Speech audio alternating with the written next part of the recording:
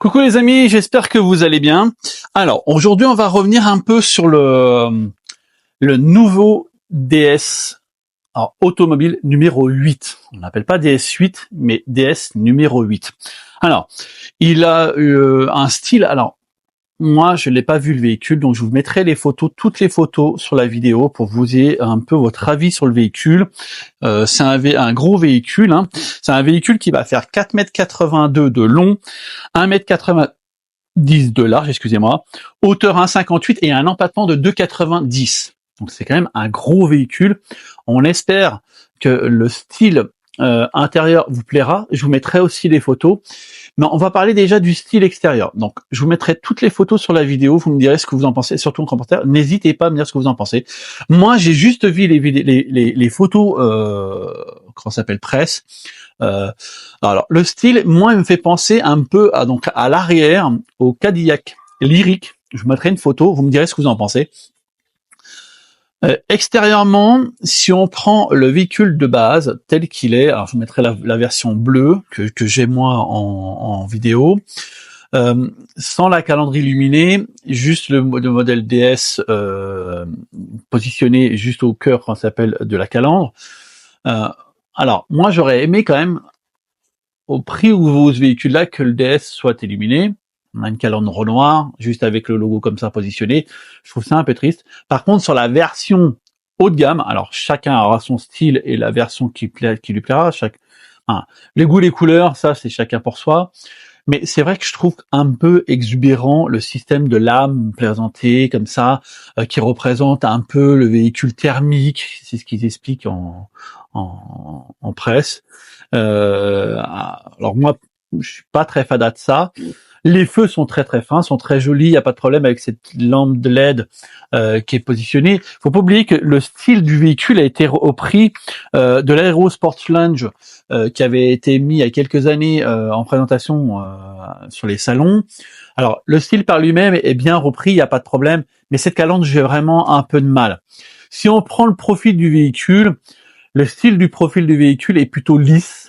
On peut vraiment s'apercevoir qu'il y a très peu de lignes tirées sur les côtés. Bien sûr, on peut s'apercevoir qu'il y a bien sûr les fermetures et ouvertures des portes avec les poignées rétractables, je précise bien, à l'avant. À l'arrière, c'est un peu le style qu'on a chez Renault. Donc là, faudra voir à l'usure ce que ça donne. Faut pas oublier que c'est quand même un véhicule qui va coûter le haut de gamme, 4 roues motrices, presque 65 000 €. À l'arrière, donc je vous disais, ça ressemble un peu au Cadillac Lyriq, des feux très effilés, hein, en forme de T, de L, excusez-moi, pas de T, mais de L, avec un coffre automatique, bien sûr, heureusement, en ouverture automatique, avec un volume de coffre de 620 litres. Ça va dépendre aussi de ce que vous aurez à l'intérieur. Si vous avez un galet, il y en aura un petit peu moins. Puis si vous avez la caisson de basse qui est directement dans le rangement, dans le fond du rangement, où normalement on mettra les câbles, vous en perdrez un tout petit peu. Le style intérieur. Maintenant, on va passer au style intérieur du véhicule.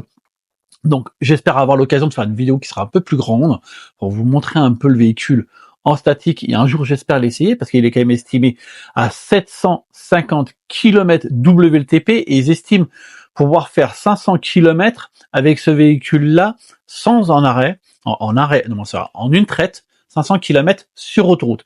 Donc là, il faudra vraiment faire l'essai pour voir ce que ça donne. Si on prend le style intérieur, alors le style intérieur c'est pareil, sur les photos ça fait un peu spécial. On m'a dit ils ont mis le paquet. Alors, on voit bien qu'il y a, comment ça s'appelle, de la qualité, une belle finition, des beaux sièges, avec des sièges avec un chauffage de nuque, bien sûr, siège électrique, siège massant. Non, tout ça, il n'y a pas de problème. On se doute bien qu'à ce tarif de prix, il y a tout ça. Mais c'est vrai que quand on regarde ce tableau de bord, je trouve ça un peu spécial. Alors, c'est toujours mon avis à moi personnel. Tant que j'aurais pas vu le véhicule directement, mon ressenti sera un peu biaisé. Mais j'ai hâte de le voir. Alors, il y a une énorme dalle de 16 pouces qui est en long comme ça, avec l'interface bien sûr qui est toujours de Stellantis. Donc ça, je trouve ça un peu dommage. On aurait pu utiliser Google Automotive pour pouvoir utiliser le système, le logiciel à l'intérieur. Bien sûr, Google, bien sûr, il y a Apple CarPlay, Android Auto, un chargeur pour votre téléphone, bien sûr intégré. Il n'y a pas de problème. Par contre, vous prenez par exemple le levier de vitesse et celui-ci encore du 3008. C'est vrai que ça, on aurait pu trouver un autre système vu qu'on veut quand même passer dans du très haut de gamme chez DS. C'est le but. Après, je vous dis, les matériaux sont d'une très belle qualité, rien qu'à voir. Un volant 4 branches avec des déportations de télécommande sur le volant. C'est pareil, ça, je l'ai pas vu en direct, mais c'est vrai, bon, c'est toujours gagné de très beau cuir aussi au centre, même chose, c'est très joli. Par contre, je voudrais bien voir si c'est vraiment très pratique d'avoir mis ces commandes comme ça directement intégrées sur le volant.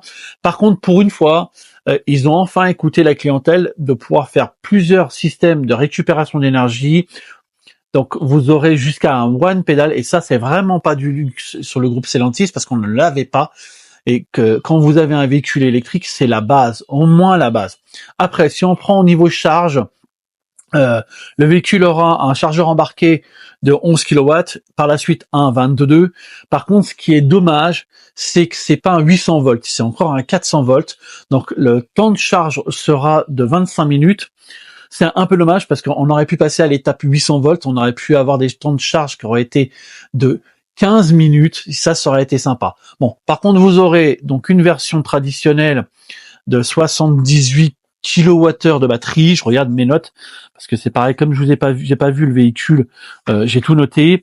Donc une batterie de 78 kWh dans la version de base, 2 roues motrices de 230 chevaux, et après vous aurez une version de 97,2 kWh dans la version longue autonomie, donc ce sera plutôt cette version-là justement qui fera 750 km en WLTP, et on aura bientôt bien sûr une 4 roues motrices sur ce véhicule-là, et une consommation estimée à 12,9.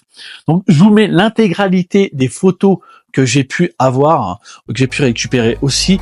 Dites-moi en commentaire ce que vous en pensez. Je vous dis à très très bientôt. Ciao ciao.